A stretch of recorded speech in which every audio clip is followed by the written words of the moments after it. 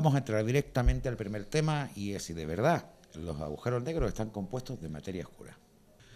Te toca el turno, Francis. Vamos a hablar de algo que, bueno, ha levantado muchas opiniones, podríamos decir, porque, bueno, dicen ahora que los agujeros negros probablemente no estén compuestos o no sean parte de la materia oscura. Yo la primera pregunta que te quiero hacer es, ¿realmente cualquiera de las dos opciones se puede demostrar? Ese es el gran problema. Demostrar este tipo de cosas es muy difícil porque los agujeros negros de masa estelar son objetos muy, muy pequeños. Y la cantidad de materia oscura que nos rodea es muy poca, pero muy, muy poca. Se creía que había más, ¿no? Se creía que... Bueno, las estimaciones son difíciles, pero, por ejemplo, por poner unos números, en el sistema solar, Sí. el sistema solar es enorme.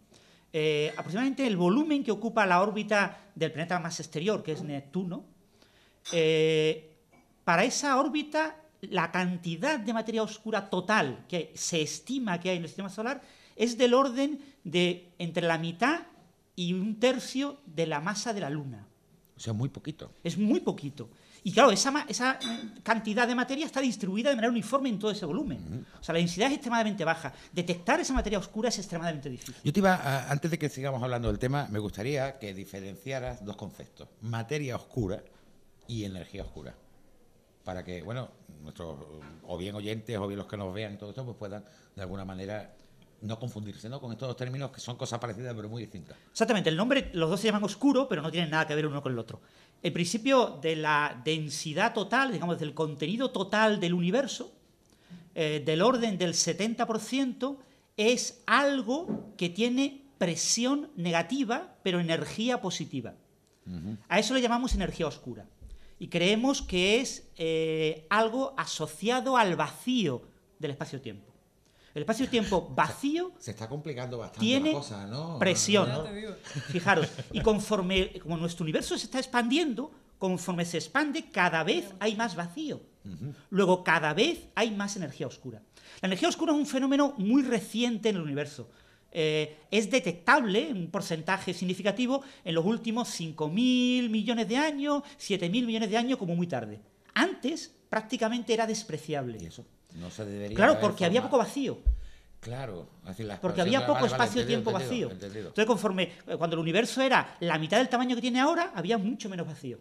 Cuando tenía 10 veces menos tamaño, que es cuando empezaron a surgir las primeras galaxias, prácticamente había muy poquita energía oscura, había muy poquito espacio. Eso es la energía oscura, la vacío. materia oscura. Ahora, tú has hecho una pequeña introducción en la que has contado que la cantidad de materia oscura en proporción con la materia, vamos a llamarla normal, ¿vale?, está desproporcionada. ¿Es porque la energía de la materia oscura es muy superior a la de lo normal? ¿O por qué? ¿Cómo se puede equilibrar? Porque siempre tiene que haber un equilibrio. Bueno, ¿No? ¿O está desequilibrado? Nosotros los físicos tratamos siempre de buscar las cosas más sencillas posibles, ¿no?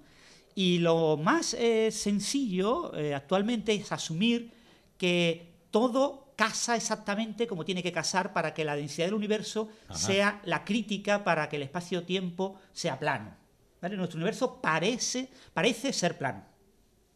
Claro, tú cuando te mueves en la Tierra piensas que la Tierra es plana, pero cuando te vas al espacio ves que la Tierra es curva. Bueno, Nosotros, hay también teorías por ahí, gente que han salido en los medios diciendo que la Tierra era plana, no sé si la has visto. No. Lo malo es que lo entrevistan y todo. Sí, hay unos cuantos terraplanistas. Bueno, pues con el universo todos somos universoplanistas, ¿vale? La hipótesis más sencilla, el universo aparentemente es plano, las medidas de la curvatura del universo indican que con errores del orden del 1% es plano, pero podría tener un poquito de curvatura.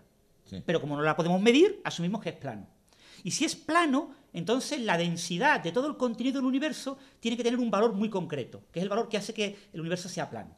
Si el valor es un poquito más grande, el universo se vuelve... es un universo que acabará colapsando, un universo que se expande y después se colapsa, y si es más pequeña que el valor crítico, el universo acabará expandiéndose de manera acelerada. Entonces, lo que observamos es un universo aparentemente plano y por lo tanto cuya densidad de contenido es el valor crítico que se obtiene de las ecuaciones de la relatividad de Einstein. Y con ese valor crítico es lo que hacemos es repartir esa densidad de energía entre varias cosas. Entonces realmente se calcula que hay una materia oscura porque con la materia que conocemos no llegaríamos a tener esos valores. Es decir, que es como que rellenar el hueco. Claro, ¿no? vemos muy poquita materia. O sea, la materia que emite luz, que es la que podemos ver, digamos, con los telescopios, tanto no solo en el visible, sino también en infrarrojo, ultravioleta, con ondas de radio, en rayos X, etcétera, con rayos gamma. Esa materia que vemos es muy poquita cantidad, es del orden pues del 2% del total.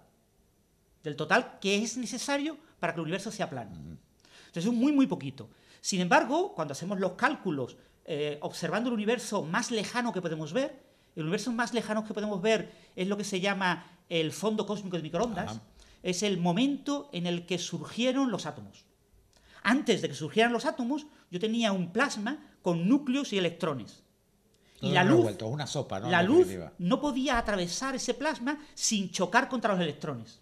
Pero en el momento en el que los electrones se unen con los núcleos y forman los átomos, el universo se vuelve neutro. Los átomos son neutros. Y ya la luz ya le cuesta más trabajo chocar contra los átomos.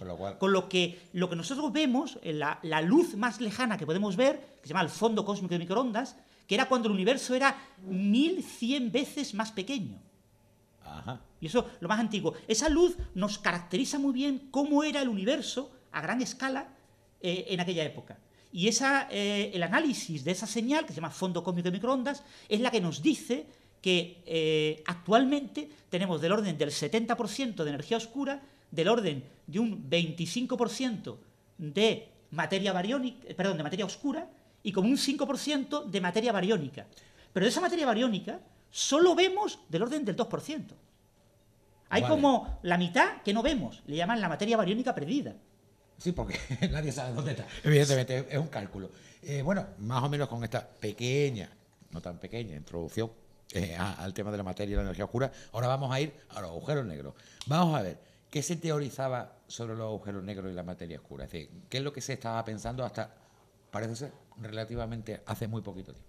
Bueno, la idea básica de qué es la materia oscura, hay como dos grandes teorías alternativas. Una, que es una partícula, una nueva partícula que aún no hemos descubierto y que quizás algún día descubramos.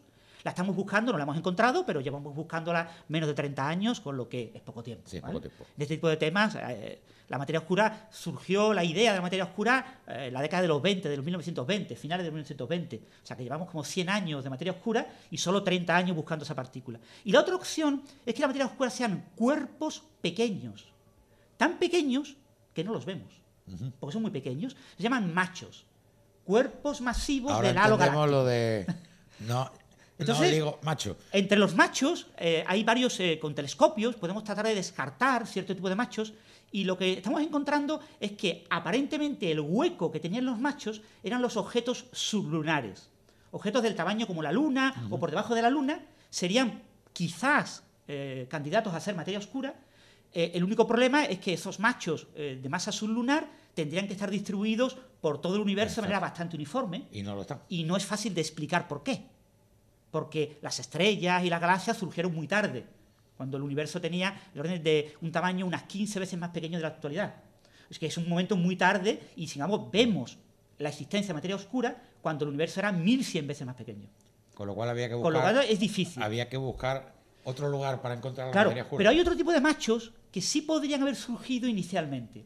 Y es la posibilidad de que en el Big Bang se produjeran muchos agujeros negros primordiales. Esos agujeros negros en principio se habrían distribuido con un amplio rango de masas, pero los de menor masa ya se habrían evaporado y ya no formarían parte de la materia oscura. Pero los de masa hasta del orden de la masa de la Luna podrían ser responsables de la materia oscura. Y si fueran agujeros negros primordiales, podrían haber surgido antes que las estrellas y las galaxias. Ajá. Con lo que podrían formar parte de la materia oscura. Lo que pasa es que había ciertos límites que indicaban que el hueco para esos agujeros negros primordiales se ha ido poco a poco estrechando y cada vez es más difícil que haya una importante componente de agujeros negros sublunares, aunque no está descartado. Lo que ha pasado con las nuevas ondas gravitacionales observadas por LIGO, que son unos interferómetros que están en Estados Unidos y que han observado la fusión de agujeros negros, es que se han observado de que hay agujeros negros con masas por encima de 30 masas solares. Hasta ahora habíamos visto agujeros negros en estrellas binarias. Sí. Teníamos una estrella y un pequeño agujero negro del orden de 10, 15 masas solares como mucho, que le quitaba masa a la estrella. Sí. Eso forma un disco de acreción de materia y genera rayos X que veíamos. Se llaman binarias de rayos X. Pero no habíamos visto nunca agujeros negros más grandes. Y lo que hemos observado es que hemos observado 5, Sí, 5 tampoco... fusiones de agujeros negros, tampoco hemos observado tantas, pero ya es suficiente para saber que tiene que haber muchos. Agujeros negros con una masa entre 10 masas solares y unas 100 masas solares.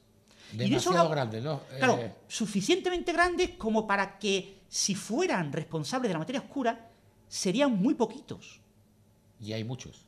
No, Entonces, quiero decir que como son muy poquitos, es posible que sean gran parte de la materia oscura. Que al haber pocos, ¿vale? haya Con proporción objetos tan más baja... pequeños tiene que haber muchos para dar la densidad. Pero estamos hablando de un agujero negro en un radio enorme alrededor del Sol, responsable de materia oscura en toda esa región, ¿vale? A escala galáctica habría muchos, pero serían relativamente pocos. Entonces, esos agujeros negros de masa intermedia se han propuesto desde que surgió la señal de LIGO a principios del año 2016, se han propuesto por muchos teóricos. Entre ellos hay un astrofísico español muy famoso, Juan García Bellido, que es un gran proponente de esta idea, de que los agujeros negros de masa estelar entre 10 y 100 masas solares podría ser la materia oscura. Lo que pasa es que otros astrónomos han tratado de descartar esta idea utilizando una cosa que se llama el efecto de lente gravitacional.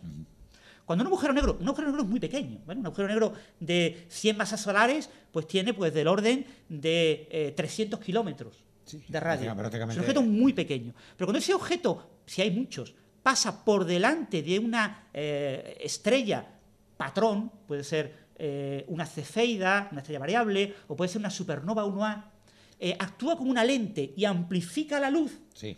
Entonces, ese fenómeno de amplificar la luz, como estas estrellas patrón conocemos muy bien su perfil de luz, nos permitiría estimar un límite superior para la densidad, para la cantidad de agujeros negros con esta masa que existen. Se han publicado varios estudios y todos apuntan a que probablemente la contribución de los agujeros negros primordiales con esta masa sea pequeña. Entonces, un investigador español relativamente joven, afincado en la Universidad de Berkeley, en California, Miguel Zumalacárregui,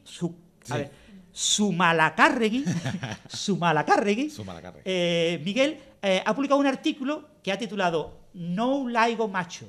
No, los agujeros negros del LIGO son machos, no LIGO macho. Exacto. ¿Y la condensación? Y ha publicado ese artículo diciendo que descarta completamente que los agujeros negros formen mucho más del 5% de toda la materia oscura. Claro, como Juan García Bellido es muy famoso, de hecho publica en El País de vez en cuando artículos de divulgación, ha escrito la contraparte, ha escrito una respuesta, un nuevo artículo que ha titulado LIGO lo normal macho. LIGO lo normal macho. Y plantea la idea de que Zumalacárregui ha considerado una distribución de masa simétrica. Que el pico de masa está entre 10 y 100 masas solares y la distribución de densidad de agujeros negros en función de la masa es bastante simétrica. Y lo que considera Juan García Bellido es que, ¿y qué pasaría si fuera asimétrica? Si fuera asimétrica, en lugar de ser una distribución normal, sería una distribución log-normal.